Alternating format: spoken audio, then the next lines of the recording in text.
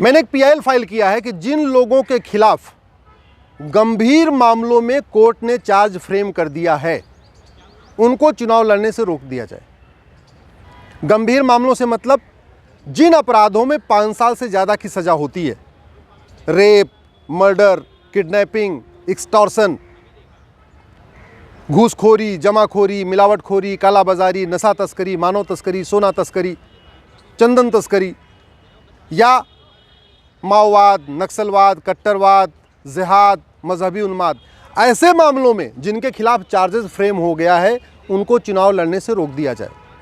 आप इसमें अंतर समझिए, चार्जशीट फाइल करना अलग होता है, चार्जेस फ्रेम करना अलग होता है। जब किसी आदमी के खिलाफ मुकदमा होता है तो सबसे पहले एक कंप्लेन होती है, कंप्लेन को पुलिस थोड़ा जांच करती है, फिर वो एफआईआर दर्ज करती है, एफआईआर दर्ज करती है, फिर वो जांच करने के बाद एक चार्जशीट बनाती है, चार्जशीट बनाने के बाद उसको कोर्ट में जमा करती है, फिर उस चार्जशीट के ऊपर बहस होती है, जज दोनों पक्षों को सुनते हैं, सुनने के बाद फिर वो चार्ज फ्रेम करते हैं। तो पुलिस चार्जशीट फाइल करती है और कोर्ट चार्ज फ्रेम करता है। हमारा ये कहना है कि पुलिस तो कई बार गलत भी चार्जशीट फाइल कर सकती है नेताओं के दबाव में, लेकिन जब पुलिस की चार्जशीट के ऊपर बहस हो गई और कोर्ट ने अपनी तरफ से चार्ज फ्रेम कर दिया और गंभीर मामलों में चार्ज फ्रेम कर दिया, हत्या, बलात्कार, घूसखोरी, जमाखोरी, मतलब जो भी जिनमें 5 साल से ज़्यादा का सजा है, फिर ऐसे लोगों के चुनाव लड़ने पे बैन होना चाहिए जब तक कि वो दोबारा निर्दोष वहाँ से सिद्ध न हो जाए। जिनके खिलाफ चार्जेस फ्रेम हो जाते हैं वो सिक्योरिटी गार्ड भी नहीं बन सकता, होम गार्ड भी नहीं बन सकता, सिपाही के लिए भी अपना फॉर्म नहीं बन सकता। जिसके खिलाफ कोर्ट चार्जेस फ्रेम कर देती है वो तो क्लर्क के लिए भी अप्लाई नहीं कर सकता। आईएएस, आईपीएस, जज तो छोड़ दीजिए, सिंपल चपरासी के लिए, क्लर्क के लिए, सिपाही के लिए, होम गार्ड के लिए भी वो आदमी अप्लाई नहीं कर सकता। लेकिन आज की डेट में ऐसे लोग जिनके खिलाफ गंभीर मामलों में चार्जेस फ्रेम हो गए हैं वो सांसद बन रहे हैं, विधायक बन रहे हैं, बहुत सारे उसमें मंत्री भी बन रहे हैं।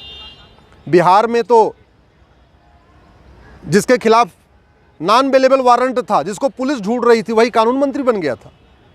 ऐसे देश में कई सारे ऐसे लोग हैं जिन्होंने एजुकेशन में घोटाला किया है वो शिक्षा मंत्री हो गए, जिन्होंने कानून तोड़ा है वो कानून मंत्री बन गए, जिन्होंने थाने में घुस के पुलिस को मारा पीटा है वो गृह मंत्री बन चुके हैं। इससे लोकतंत्र मजबूत नहीं होता, लोकतंत्र कमज़ोर होता है। माननीय सुप्रीम कोर्ट ने इस पर पहले ही केंद्र सरकार को नोटिस इशू कर दिया था, चुनाव आयोग को भी नोटिस जारी कर दिया था।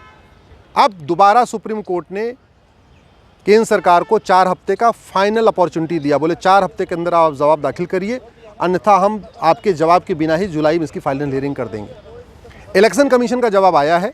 इलेक्शन कमीशन का ये कहना है कि बिल्कुल जिन लोगों के खिलाफ गंभीर मामलों में चार्ज फ्रेम हो चुके हैं उनके चुनाव लड़ने पे बैन होना चाहिए, उनको चुनाव की प्रक्रिया से बाहर करना चाहिए।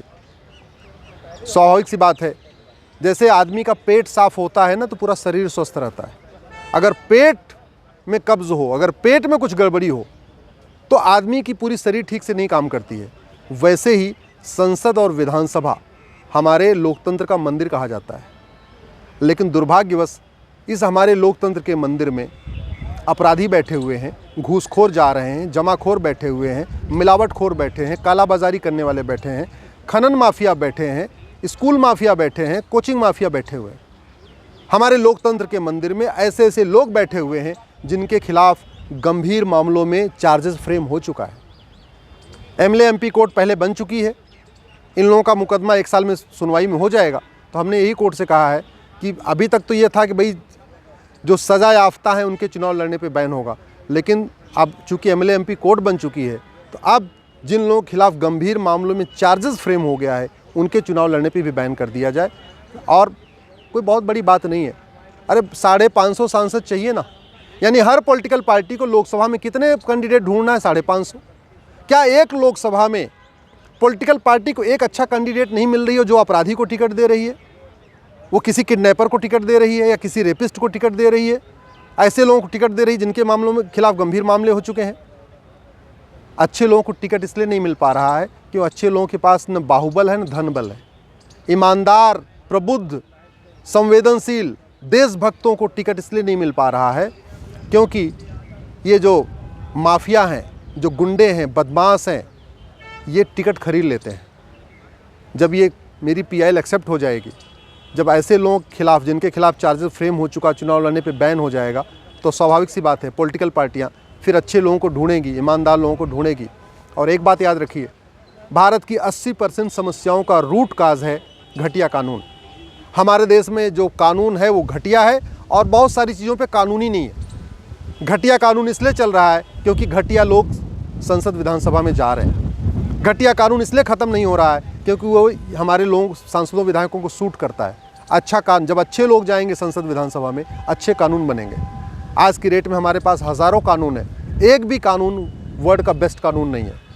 हमारे पास वर्ल्ड नंबर 1 मिसाइल है, वर्ल्ड नंबर 1 ट्रेन है, वर्ल्ड क्लास एयरपोर्ट है, वर्ल्ड क्लास हाईवे है, वर्ल्ड क्लास एक्सप्रेसवे है, सब कुछ वर्ल्ड क्लास है, लेकिन वर्ल्ड क्लास एक भी कानून नहीं है। जबकि कानून बनाने की कोई लागत नहीं आती। क्यों? क्योंकि अच्छे लोग संसद में पहुंच नहीं पा रहे हैं, ठीक लोग संसद में पहुंच नहीं पा रहे हैं। जो पहुंचे भी हैं अच्छे लोग, वो बेचारे वहाँ पे अल्पमत में हैं, वो अपनी बात को रख नहीं पा रहे हैं बहादुरी के साथ। अच्छे लोग जाएंगे, संसद अच्छा होगा, विधानसभा अच्छी होगी, अच्छे कानून बनेंगे। अच्छे कानून बनेंगे तो भारत की तकदीर भी बदलेगी, भारत की तस्वीर भी बदलेगी और अच्छे लोगों का बोलबाला होगा। आप केवल इतना करिए, इस वीडियो को अधिक से अधिक शेयर करिए। आप और कुछ नहीं कर सकते तो कम से कम जागरूकता फैलाइए। जय हिंद।